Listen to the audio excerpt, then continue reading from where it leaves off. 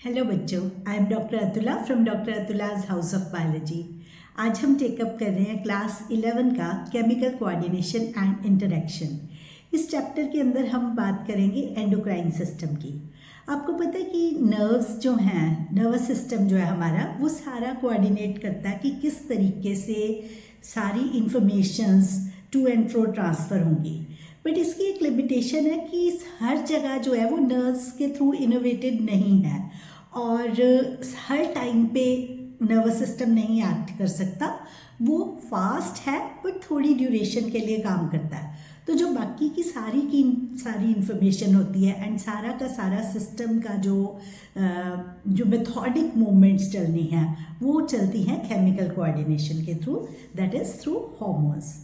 तो क्या है कि ह्यूमन बींग्स के अंदर हमारे पास कुछ स्पेशलाइज स्ट्रक्चर्स होते हैं which are called endocrine glands. उन ग्लैंड्स से स्पेसिफिक हार्मोन्स निकलते हैं और वो हार्मोन्स ब्लड स्ट्रीम में आ जाते हैं और वहाँ से ये वर्कआउट करते हैं। तो हम वन बाय वन चीज़ों को टेकअप करते हैं। First of all, what is hormone? Hormone क्या है? हार्मोन एक नॉन न्यूट्रिएंट केमिकल सब्सटेंस है जो कि ट्रेसेस में प्रोड्यूस होता है और एक इंटरसेलुलर केमिकल मैसेंजर की तरह एक्ट करता है।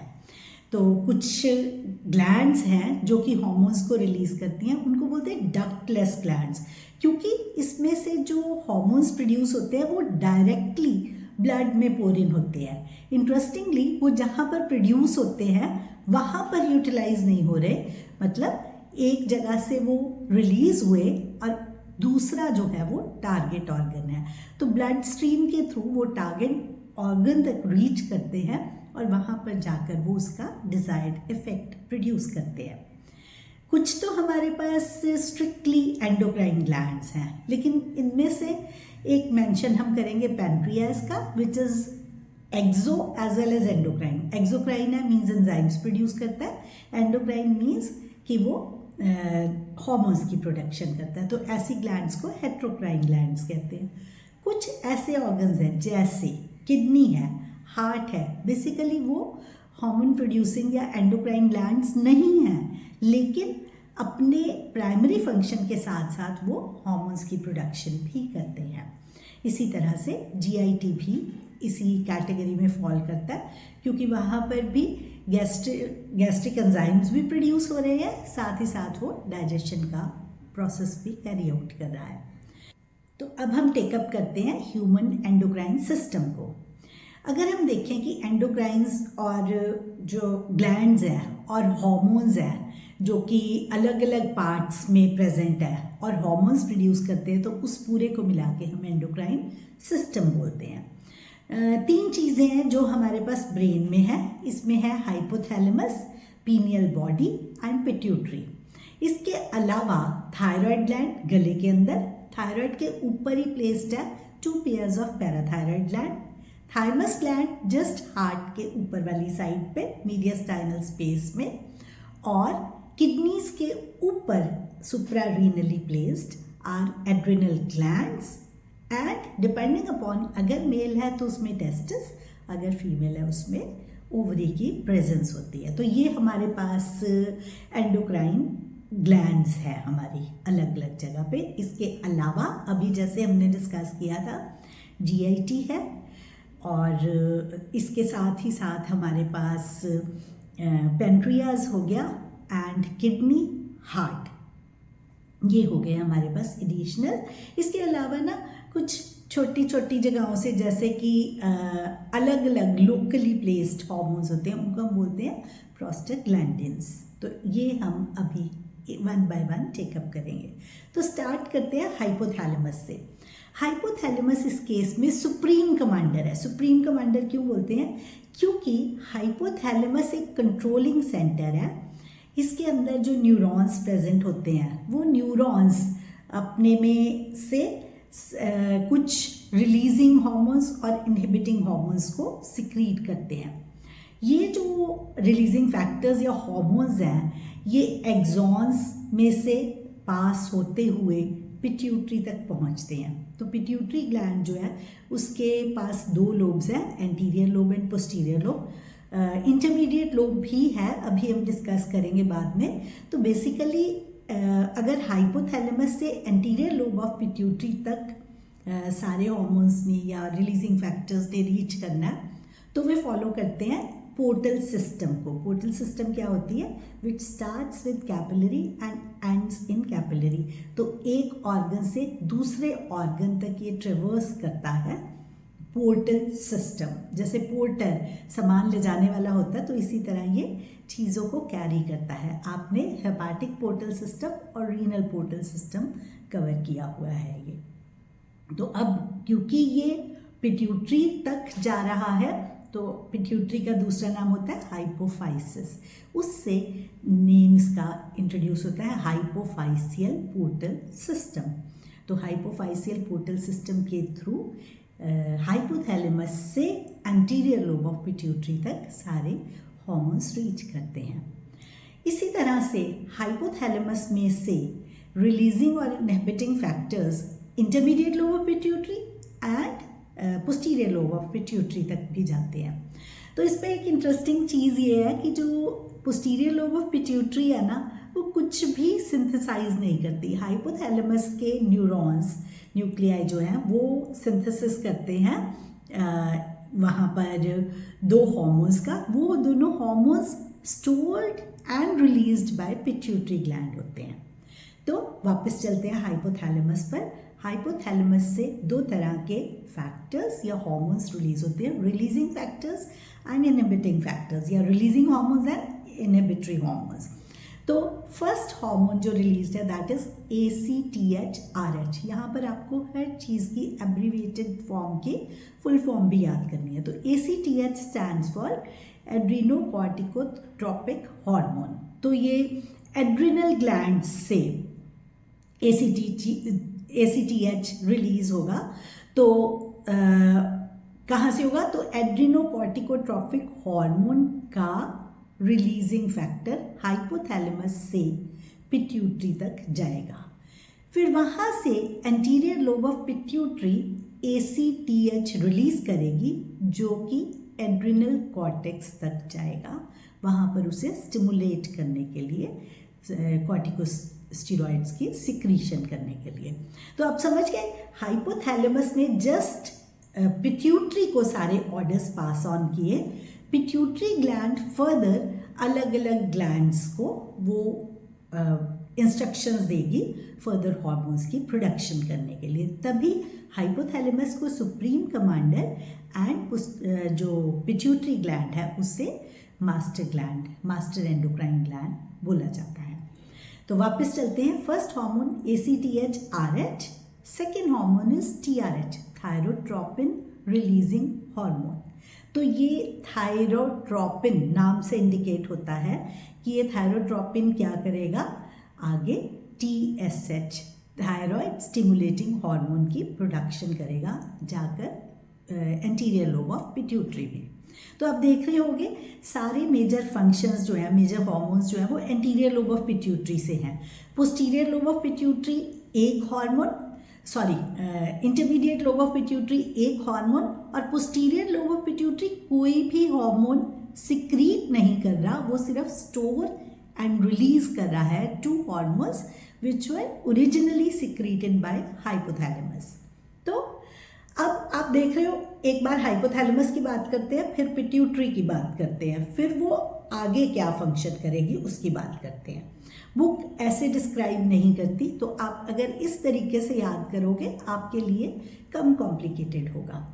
तो तीसरा हार्मोन जो है दैट इज GH-RH और GH-IH, दो फॉर्म्स हैं। RH releasing hormone, GH is growth hormone. Growth hormone का releasing hormone and growth hormone का इनहिबिटिंग हार्मोन। सोमैटोट्रोफिन बोला जाता है ग्रोथ हार्मोन को, तो सोमैटोस्टैटिन रोकने वाला ग्रोथ इनहिबिटिंग हार्मोन को बोला जाता है।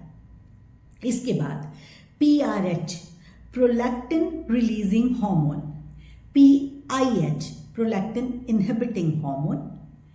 इसी तरह से हाइपोथैलेमस से MSH का RH और MSH का IH, MSH RH melanocyte stimulating hormone का रिलीजिंग फैक्टर या releasing hormone, MSH melanocyte stimulating hormone का इनहिबिटिंग हार्मोन।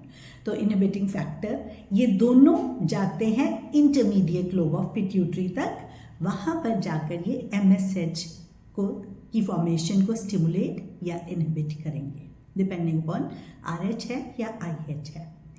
अब हम बात करते हैं हाइपोथैलेमस से रिलीज होने वाले दो हार्मोन्स का जो पोस्टीरियर लोब ऑफ पिट्यूटरी तक जा रहे हैं। तो they are oxytocin and ADH।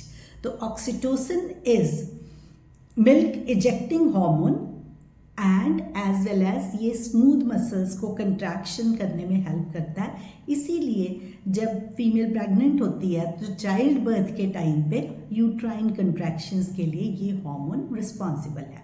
तो that is oxytocin which is stored and released from posterior lobe of pituitary. तो ये कैसे जाएगा, ये न्यूक्लियाई जो थे न्यूरॉन्स जो थे हाइपोथैलेमस के, वहाँ से एक्सॉन्स के through he directly posterior lobe of pituitary तक चला जाता है।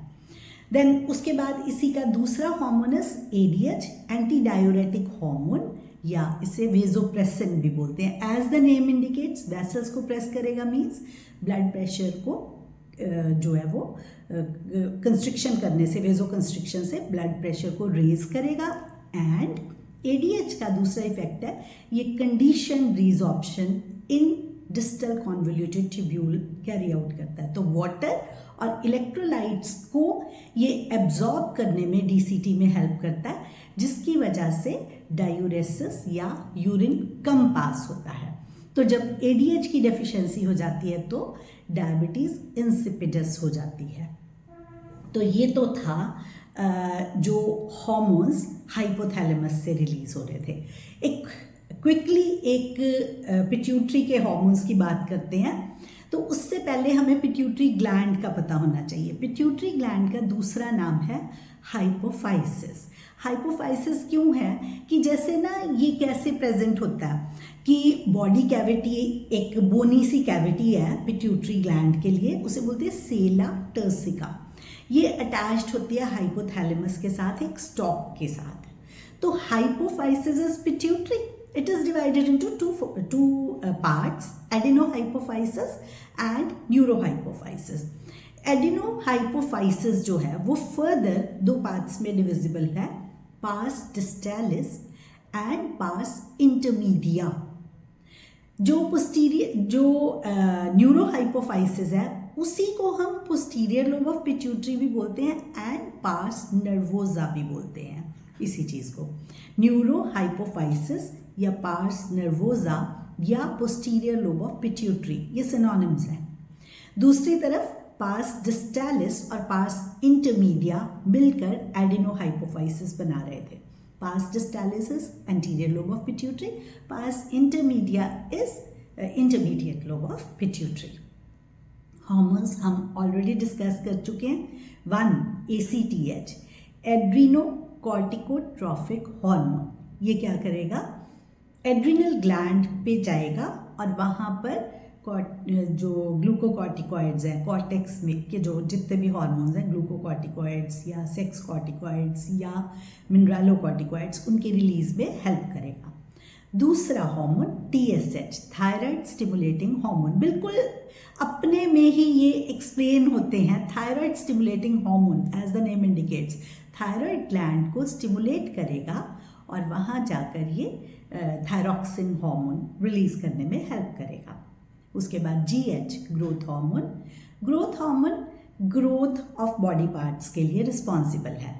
तो अगर ग्रोथ हार्मोन में प्रॉब्लम आ जाए कि उसकी ग्रोथ हार्मोन कम रिलीज हो रहा है तो स्टंटेड ग्रोथ होने लगेगी, resulting in pituitary dwarfism.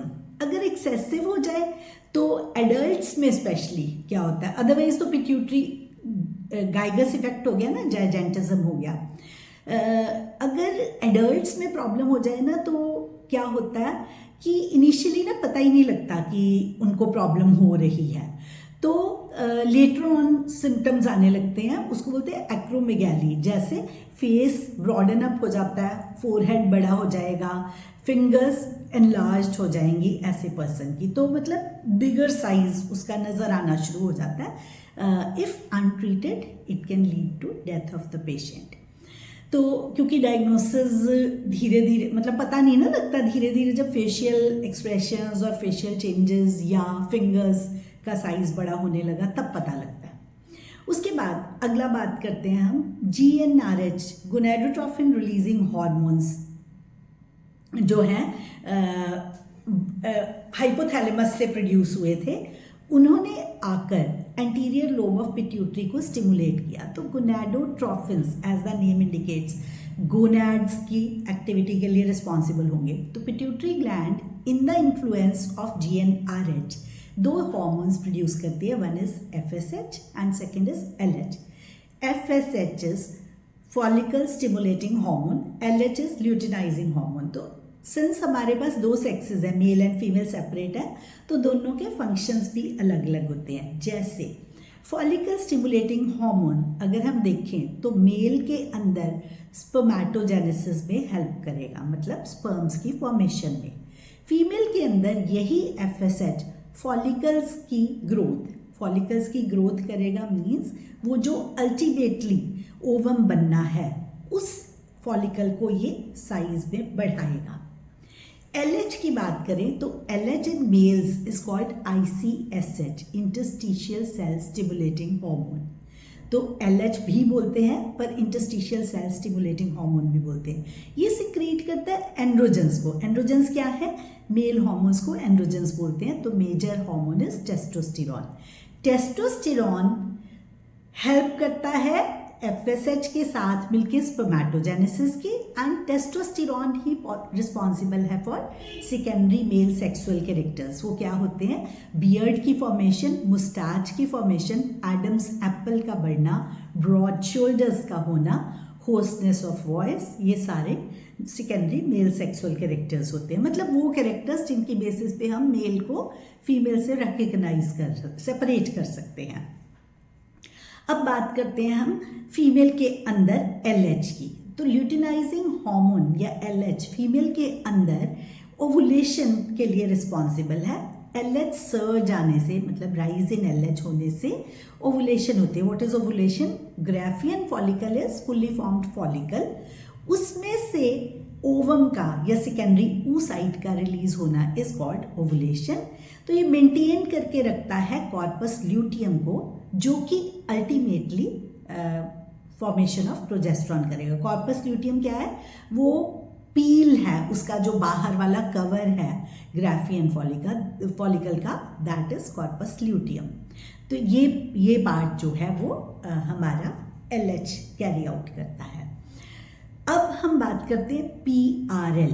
PRL is prolactin releasing hormone. तो prolactin releasing hormone prolactin release करेगा, और प्रोलैक्टिन जो है वो मेमोरी ग्लैंड्स की फॉर्मेशन भी करता है और उसमें मिल्क की फॉर्मेशन भी करता है। मतलब मेमोरी ग्लैंड्स को भी डेवलप कराएगा और मिल्क प्रोडक्शन भी करेगा।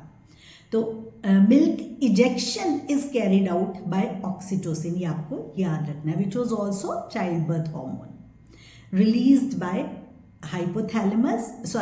secreted by hypothalamus and stored and released by posterior gland of pituitary। वापस आते हैं, intermediate lobe of pituitary MSH release करती है। तो MSH is melanocyte stimulating hormone. ये मेलेनिन नाम का पिगमेंट होता है जो कि स्किन के कलर के लिए रिस्पॉन्सिबल है, उसको रिलीज करने के लिए MSH रिस्पॉन्सिबल है। इंटरमीडिएट लोब ऑफ पिट्यूटरी से ये सिंगल हार्मोन प्रोड्यूस हो रहा है। और साथ ही साथ पोस्टीरियर लोब ऑफ पिट्यूटरी, ये हम ऑलरेडी बात कर चुके हैं, stores and releases oxytocin which is milk ejecting hormone and childbirth hormone, and ADH or vasopressin which is responsible for absorption of water and electrolytes, and ADH की deficiency से diabetes insipidus हो जाती है। इस वीडियो में हम इतना ही take up करेंगे। Wish you all the best.